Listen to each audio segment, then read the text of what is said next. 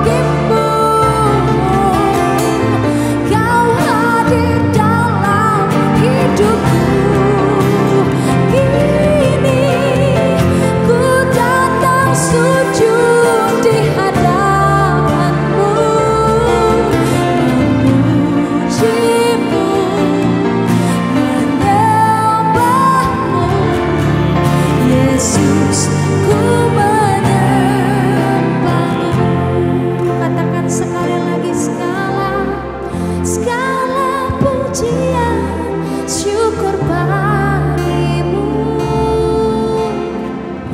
Kau hadir dalam hidupku. Kini ku datang sujud di hadapanmu, memujimu, menyembahmu. Yesus, ku sekali lagi, lebih lagi katakan segala pujian,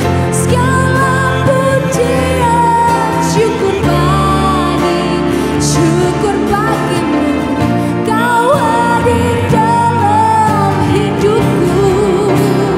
Kini ku datang sujud di hadapanmu, memujimu, menyembahmu. Yesus, ku menyembahmu. Yesus, Yesus, ku menyembahmu. Yesus, ku menyembahmu.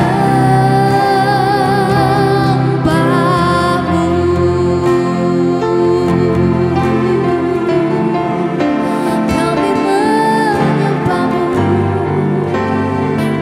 kami memujimu, segala pujian bagimu, segala kemuliaan bagimu.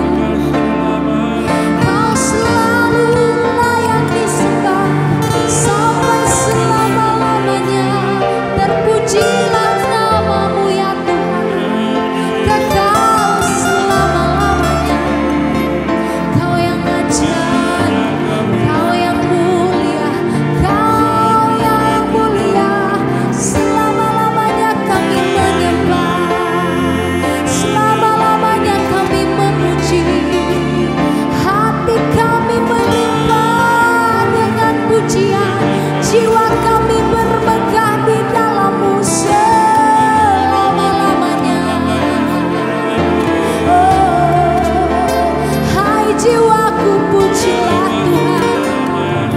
Hai jiwaku, pujilah Tuhan, sebab Dia layak dipuji, sebab Dia layak disembah. Oh, Shikiara Bayara Bayashe. Haleluya.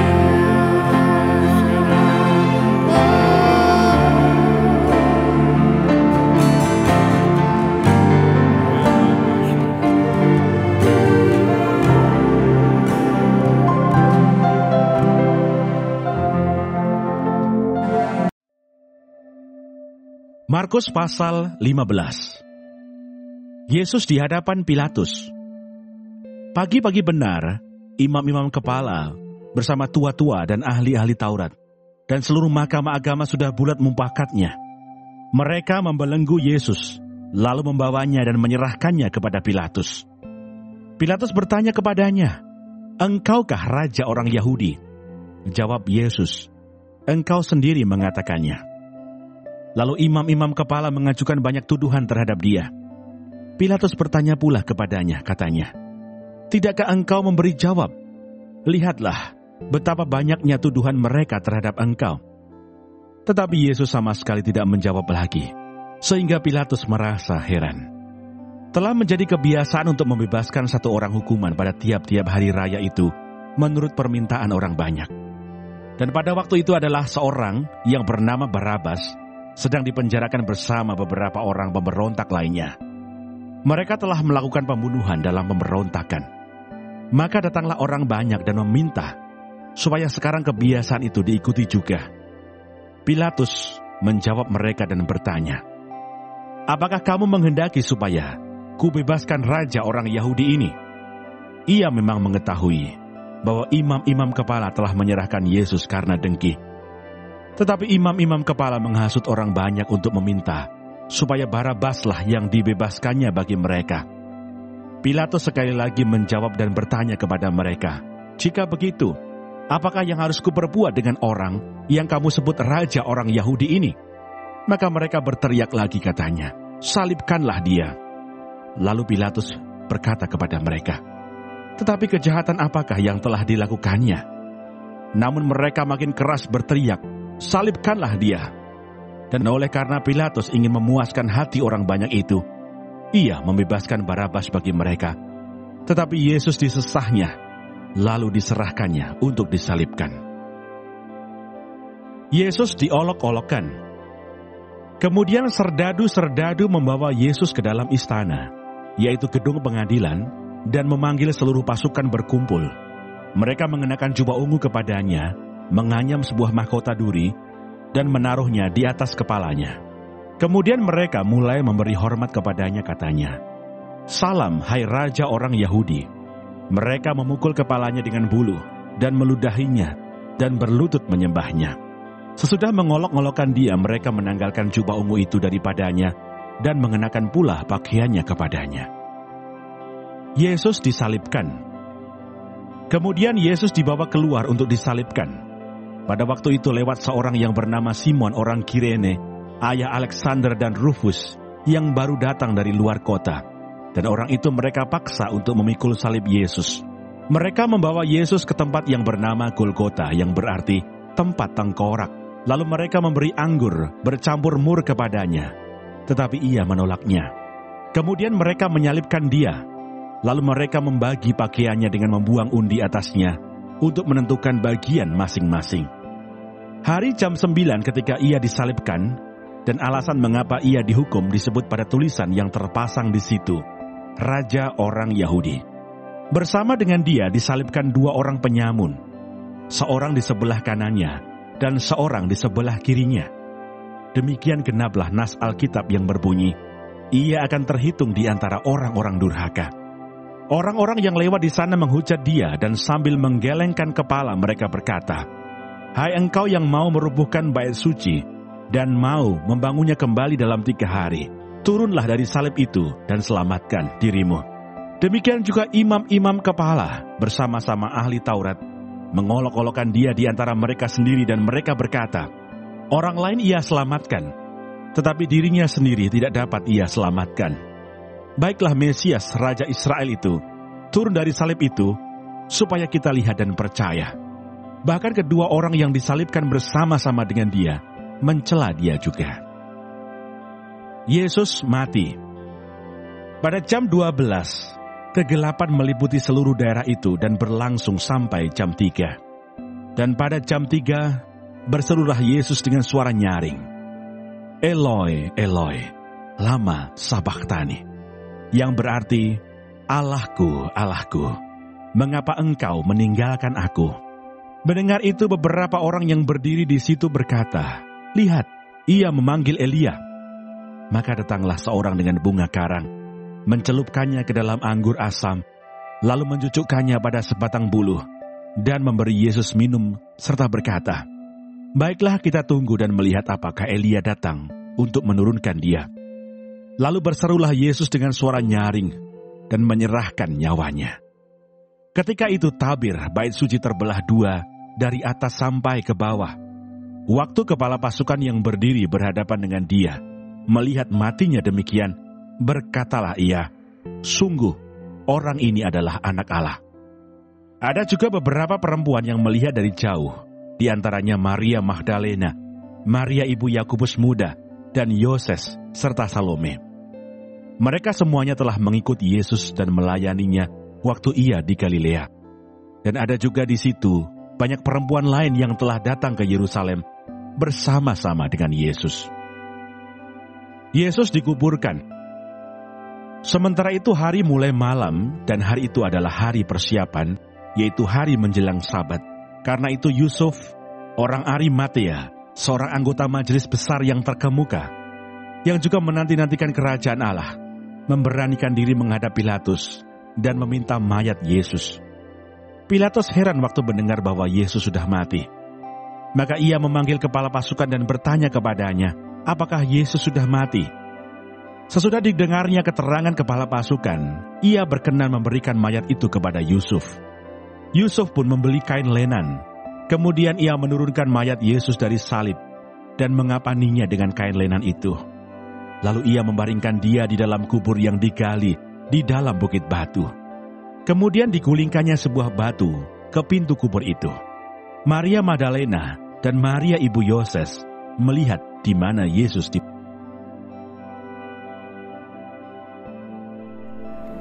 Tuhan Yesus, terima kasih untuk pagi hari ini. Terima kasih untuk berkat yang boleh kami terima dari malam sampai dengan pada pagi hari ini. Tuhan, kami mau berdoa untuk setiap hamba-hamba Tuhan dimanapun mereka berada. Kiranya Engkau memberkati pelayanan mereka, jadikan mereka berkat dimanapun mereka ditempatkan.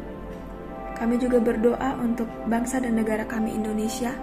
Kami berdoa untuk setiap kesejahteraan dan apapun yang menjadi masalah di bangsa dan negara ini.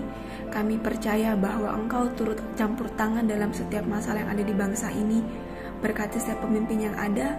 Kami percaya bahwa mereka adalah orang-orang yang Tuhan pilih. Kami juga berdoa untuk setiap anak-anak-Mu yang sedang mengalami sakit penyakit. Kami berdoa kiranya Engkau Tuhan memberikan kesembuhan yang luar biasa. Biarlah mereka boleh menjadi kesaksian dalam kehidupan mereka, bahwa Engkau turut bekerja dalam setiap hidup mereka. Terima kasih Tuhan. Bapa kami yang di surga, dikuduskanlah nama-Mu, datanglah kerajaan-Mu, jadilah kehendak-Mu di bumi seperti di surga. Berikanlah kami pada hari ini makanan kami yang secukupnya, dan ampunilah kami akan kesalahan kami, seperti kami juga mengampuni orang yang bersalah kepada kami. Dan janganlah membawa kami ke dalam pencobaan, tetapi lepaskanlah kami daripada yang jahat. Karena Engkaulah yang mempunyai kerajaan dan kuasa dan kemuliaan sampai selama-lamanya. Amin.